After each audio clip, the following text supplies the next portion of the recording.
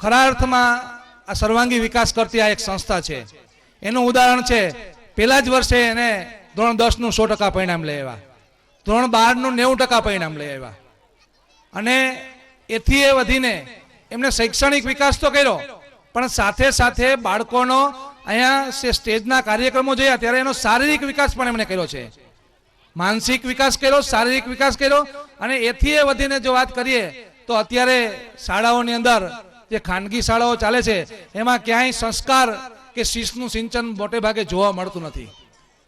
અહીંના કાર્યક્રમો અને અહીંનું જે શિસ્ત છે એ ખરેખર આ પુરુષાર્થના તમામ કર્મચારીઓનો પુરુષાર્થ અને સાથે સાથે ભીમસિંહભાઈનો પણ પુરુષાર્થ છે એ બતાવી આપે છે।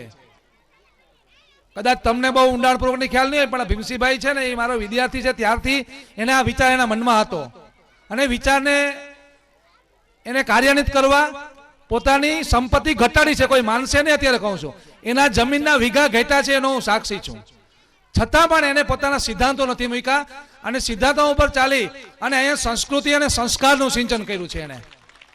આ વસ્તુ આજના જે ઔદ્યોગિક અમારો એક શિક્ષણ છે, ઉદ્યોગ થઈ ગયો છે, પણ આવો ઉદ્યોગના ચલાવતા જે સંસ્થાઓ છે એની સરખામણીમાં સેવાની ભાવનાથી એમણે જે સદભાવના વિદ્યાવિહારની જે વાત મૂકી છે ને, એ વડીલો આગેવાનો એ ખરેખર વિચારવા જેવી વાત છે, અને એમાં સહકાર આપવો એ આપણી સૌની ફરજ બની જાય છે।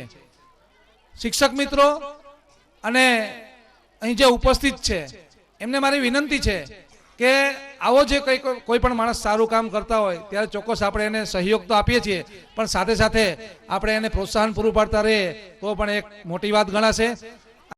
અહીં જે કાર્યક્રમો રજૂ થયા છે એમાં તમામ કાર્યક્રમોની અંદર આપણી ભારતીય સંસ્કૃતિની છાંટ હતી।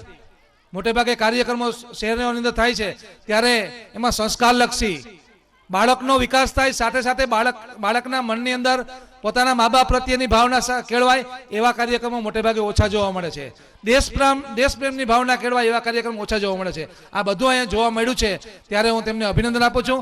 અને અત્યારે અહીં જે ભાણવડના મોટી સંખ્યામાં જ્યારે નાગરિકો ઉપર ત્યારે એક ચોખવટ કરવા માંગુ છું, ભાણવડને જે ધોરણ 12નું કેન્દ્ર મળ્યું છે એમાં ઘણા બધા આગેવાનો વડીલોએ મહેનત કરી છે, રાજકીય ક્ષેત્રના વ્યક્તિઓ એ મહેનત કરી છે, પણ ઘણા વર્ષથી આ પ્રયત્ન ચાલતો હતો, એમાં સફળતા નથી પડી। જો એમની પાછળ જો કોઈએ મહેનત લીધી હોય તો એ ભીમસિંહભાઈ છે ને, એનો હું સાક્ષી છું। ધોરણ 12નું કેન્દ્ર ભાણવડમાં અપાવવામાં એમણે સિંહ ફાળો આપ્યો છે, તો આ પણ ભાણવડ છે એમનો ઉપકાર ભૂલી શકે એમ નથી। ફરીથી હું એમને અભિનંદન આપું છું, અને અહીં જે બાળકોએ આ કાર્યક્રમ રજૂ કર્યો છે એ તમામને અભિનંદન।